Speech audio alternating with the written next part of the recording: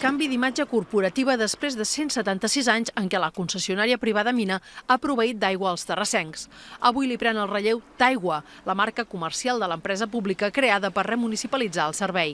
Neix amb l'objectiu de garantir una millor qualitat i sabor de l'aigua, ampliar les inversions en el servei, ajudar a l'estalvi domèstic. Segons l'Ajuntament, el traspàs ha estat tranquil i inclou acords de col·laboració amb la concessionària sortint.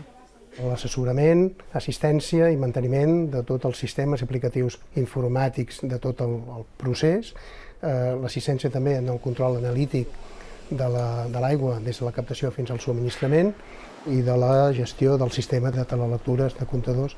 Tot i així, Mina manté un contenciós administratiu en què reivindica la titularitat d'una part de la xarxa de subministrament. El litigi pendent, però, no treu que Terrassa sigui la primera gran ciutat catalana que torna al model públic de gestió de l'aigua.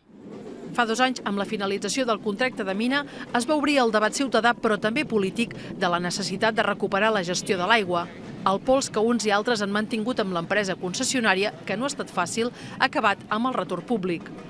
A partir d'ara queda el tema de no n'hi ha prou amb l'empresa pública, ara hem d'aconseguir una empresa diferent, una empresa que estigui controlada per la ciutadania.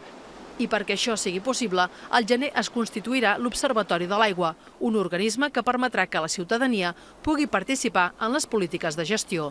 Mireia Segut, TV3, Terrassa.